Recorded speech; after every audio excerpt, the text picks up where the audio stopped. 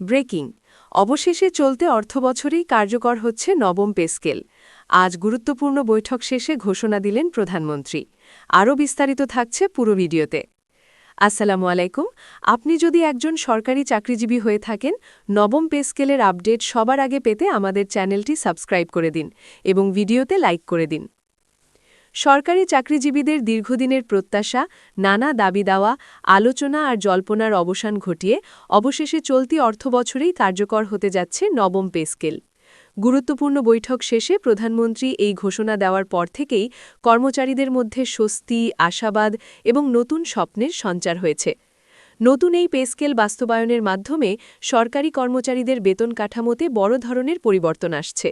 প্রাথমিক হিসাব অনুযায়ী গড়ে 40% থেকে 60% পর্যন্ত বেতন বৃদ্ধি হতে পারে।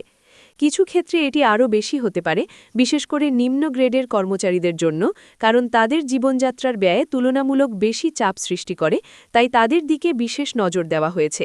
এতে করে বেতন বৈষম্য কমে আসবে এবং একটি ভারসাম্যপূর্ণ কাঠামো তৈরি হবে। মূল বেতনের পাশাপাশি বাড়ি ভাড়া ভাতা উল্লেখযোগ্যভাবে বৃদ্ধি পাচ্ছে। শহরভেদে এই ভাতার পরিমাণ আলাদা হলেও সামগ্রিকভাবে এটি আগের তুলনায় অনেক বেশি হবে। ঢাকার মতো বড় শহরে কর্মরতদের জন্য বাড়ি ভাড়া ভাতা বাড়ানো একটি বড় স্বস্তি হিসেবে দেখা হচ্ছে, কারণ বাড়ি ভাড়ার ক্রমবর্ধমান চাপ অনেকের জন্য বড় সমস্যা হয়ে দাঁড়িয়েছিল। এই পরিবর্তনের ফলে তারা এখন কিছুটা হলেও স্বস্তি পাবেন। চিকিৎসা ভাতা এবং স্বাস্থ্যসেবা সুবিধাও নতুনভাবে সাজানো হয়েছে।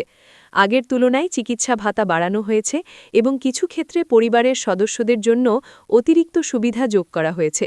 গুরুতর রোগের চিকিৎসার জন্য বিশেষ সহায়তা দেওয়ার পরিকল্পনাও রয়েছে, যা কর্মচারীদের নিরাপত্তা ও মানসিক স্বস্তি বাড়াবে।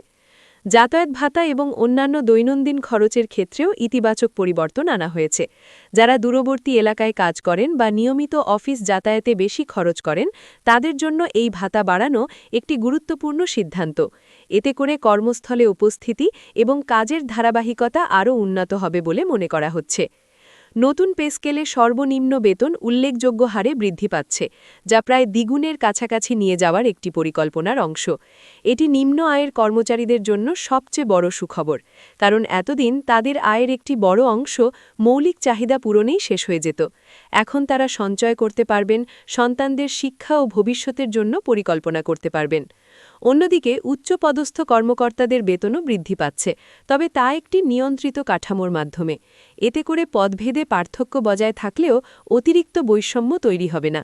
একটি সুসমন্বিত বেতন কাঠামো গড়ে তোলার জন্য এই ভারসাম্য অত্যন্ত গুরুত্বপূর্ণ। বার্ষিক ইনক্রিমেন্টের ক্ষেত্রেও পরিবর্তন এসেছে। আগে যেখানে নির্দিষ্ট সীমিত হারে ইনক্রিমেন্ট দেওয়া হতো, এখন তা কিছুটা বাড়ানো হয়েছে। ফলে প্রতি বছর কর্মচারীরা আগের তুলনায় বেশি হারে বেতন বৃদ্ধি পাবেন। এটি দীর্ঘমেয়াদে তাদের আর্থিক নিরাপত্তা নিশ্চিত করতে গুরুত্বপূর্ণ ভূমিকা রাখবে। পেনশন ব্যবস্থায়ও এসেছে বড় পরিবর্তন। অবসরপ্রাপ্ত কর্মচারীদের জন্য পেনশনের পরিমাণ বাড়ানো হয়েছে এবং নতুন কিছু সুবিধা যুক্ত করা হয়েছে। বিশেষ করে চিকিৎসা সহায়তা, পারিবারিক সুরক্ষা এবং অবসর পরবর্তী আর্থিক স্থিতিশীলতা নিশ্চিত করতে বেশ কিছু পদক্ষেপ নেওয়া হয়েছে। এতে করে অবসর জীবনে তাদের জীবনযাত্রা আরও সম্মানজনক হবে।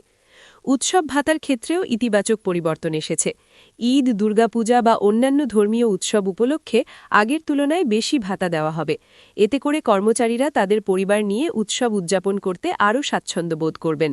এছাড়া বিশেষ ঝুঁকিপূর্ণ কাজে নিয়োজিতদের জন্য ঝুঁকি ভাতা বাড়ানো হয়েছে, যা তাদের কাজের মূল্যায়ন হিসেবে বিবেচিত হচ্ছে। শিক্ষা খাতের কর্মচারীদের জন্য নতুন পে স্কেলে আলাদা গুরুত্ব দেওয়া হয়েছে।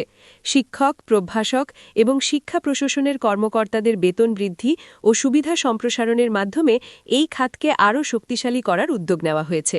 একইভাবে স্বাস্থ্য খাতের কর্মীদের জন্য বিশেষ সুবিধা রাখা হয়েছে, বিশেষ করে যারা মাঠ পর্যায়ে বা জরুরি সেবায় নিয়োজিত। নতুন পে স্কেল বাস্তবায়নের ফলে দেশের অর্থনীতিতে ইতিবাচক প্রভাব পড়বে বলে আশা করা হচ্ছে। কর্মচারীদের আয় বাড়লে তাদের ক্রয় ক্ষমতা বাড়বে, যা বাজারে অর্থের প্রবাহ বাড়াবে। এতে করে ব্যবসা বাণিজ্য এবং সামগ্রিক অর্থনৈতিক কার্যক্রম আরও গতিশীল হবে। ছোট ব্যবসা থেকে শুরু করে বড় শিল্প সবখানেই এর প্রভাব পড়বে। তবে এই বিশাল পরিবর্তনের সাথে কিছু চ্যালেঞ্জও রয়েছে। সরকারের ব্যয় উল্লেখযোগ্যভাবে বৃদ্ধি পাবে, যা সামাল দিতে রাজস্ব আয় বাড়ানোর দিকে বিশেষ নজর দেওয়া হচ্ছে। কর ব্যবস্থার উন্নয়ন, অপচয় কমানো এবং সঠিক পরিকল্পনার মাধ্যমে এই পে স্কেল বাস্তবায়ন করা হবে বলে সংশ্লিষ্টরা জানিয়েছেন। দুর্নীতি নিয়ন্ত্রণ এবং কর্মদক্ষতা বৃদ্ধির বিষয়টিও নতুন করে গুরুত্ব পাচ্ছে। পে স্কেলের সাথে সাথে কর্মচারীদের পারফরমেন্স মূল্যায়ন পদ্ধতিকে আরও আধুনিক এবং কার্যকর করার পরিকল্পনা রয়েছে। এতে করে শুধু বেতন বৃদ্ধি নয়, বরং কাজের মানও উন্নত হবে। এই ঘোষণার পর কর্মচারী সংগঠনগুলো ইতিবাচক প্রতিক্রিয়া জানিয়েছে। তারা দ্রুত প্রজ্ঞাপন জারি এবং বাস্তবায়নের দাবি জানিয়েছে। অনেকেই মনে করছেন এটি দেশের প্রশাসনিক কাঠামোকে আরও শক্তিশালী করবে এবং কর্মচারীদের মধ্যে নতুন উদ্যম সৃষ্টি করবে। এখন সবার নজর রয়েছে বিস্তারিত প্রজ্ঞাপনের দিকে। কোন গ্রেডে কত বেতন বাড়ছে, কিভাবে ভাতা নির্ধারণ করা হয়েছে, কি কি নতুন সুবিধা যুক্ত হয়েছে, এসব বিষয় খুব শীঘ্রই স্পষ্ট হবে। ধাপে ধাপে বাস্তবায়নের মাধ্যমে এই পে স্কেল পুরোপুরি কার্যকর করা হবে। সব মিলিয়ে নবম পে স্কেল শুধুমাত্র একটি অর্থনৈতিক সিদ্ধান্ত নয়, এটি একটি সামাজিক ও প্রশাসনিক পরিবর্তনের সূচনা। এর মাধ্যমে কর্মচারীদের জীবনমান উন্নত হবে, তারা আরও আত্মবিশ্বাসের সাথে কাজ করতে পারবেন এবং দেশের উন্নয়নে আরও গুরুত্বপূর্ণ ভূমিকা পালন করবেন।